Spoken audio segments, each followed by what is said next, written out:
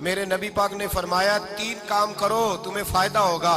حضرت عبدالرحمن ابن عوف فرماتے ہیں میں نے اس کا تجربہ کیا اس حدیث کا, اور آپ فرمایا کرتے تھے مجھے اللہ کی عزت کی قسم جو میرے نبی نے کہا حق اور سچی کہا ہے, حق اور سچ کا. حضور سید عالم صلی اللہ علیہ وسلم نے فرمایا صدقہ دینے سے مال کم نہیں ہوتا. صدقہ دینے سے مال جی کیا کرنے سے, یہ وعدہ ہے نبی پاک کا. صدقہ دینے سے پیسے, اچھا بتائے نا جی مجھے 1000 میں سے 500 دے دیا تو باقی کتنے رہ گئے؟ تو حضور فرما رہے ہیں کم نہیں ہوتے. 1000 دے دیا تو باقی کتنا بچا؟ نہیں بھائی, میرے محبوب فرماتے ہیں تو اللہ کے رستے میں 1 دے وہ تجھے 700 گنا کر کے واپس عطا فرمائے گا. نبی پاک نے فرمایا صدقہ دینے سے مال کم نہیں ہوتا, اور فرمایا معذرت کرنے سے عزت میں کمی نہیں آتی. معذرت کرنے سے عزت میں کمی, اللہ اکبر, معذرت کرنے سے عزت میں کمی. اور حد کر دی میرے حبیب نے, فرمایا تو رب کی رضا کے لیے عاجزی کر, تیرے نبی کا وعدہ ہے اللہ تجھے عزت عطا فرما دے گا. تو جھک جا اللہ کی رضا, عاجزی اختیار کر, سادگی اختیار کر, سادگی عاجزی کر, تجھے اللہ 2 باتیں اس میں ارشاد, ایک معذرت کر غلطی ہو جائے, اور دوسرا پہلے عاجزی کی بات سنیں.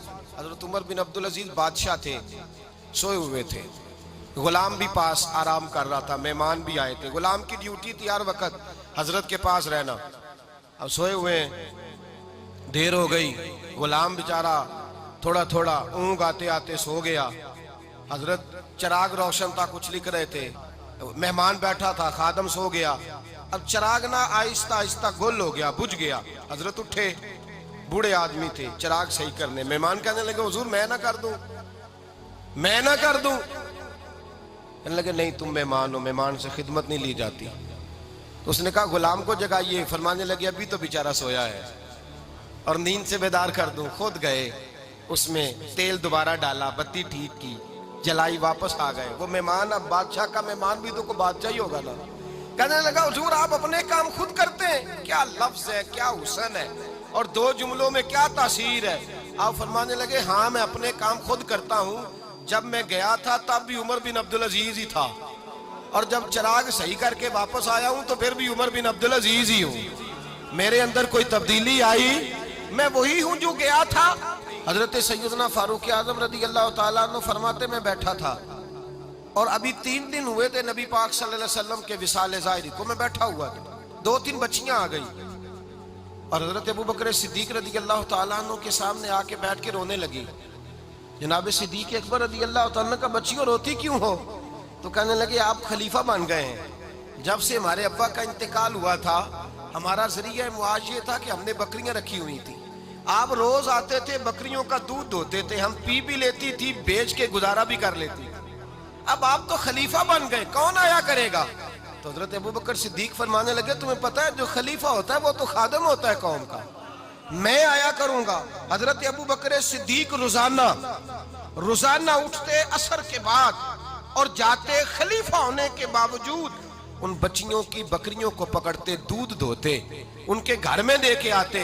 حضرت فاروق اعظم جب بھی دیکھتے تو کہتے ابوبکر تو پیچھے آنے والوں کے لیے راستہ بڑا مشکل کر رہا ہے, بڑا مشکل کر رہا ہے. جگر راہ وفا میں نقش ایسے چھوڑ آیا ہوں, میں جس منزل سے گزرا ہوں وہ اب تک یاد کرتی ہے.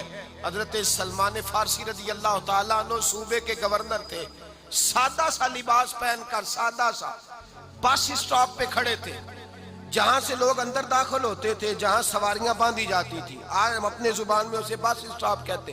باہر کھڑے تھے, کوئی مہمان آ گیا کسی کا, اس نے دیکھا سادے سے کپڑے ہیں, خستہ سی حالی ہے, اس نے سمجھا کوئی کلی ہے شاید, معاذ اللہ کوئی ملازم ہے. کہنے لگا خادم ادھر آؤ, ادھر آؤ. آپ قریب گئے, کہنے لگے میرا سامان اٹھاؤ. امام غزالی فرماتے ہیں جب تو علم پڑھنے بیٹھتا ہے تو یہ بھی خیال کرنا تیرے اندر تکبر کا بوٹا نہ لگ جائے. عاجزی اختیار کرنا, عاجزی. سر پہ رکھا ہوا ہے سامان. حضرت سلمان فارسی نے, گورنر صاحب نے, اس آدمی کا, مہمان کا سر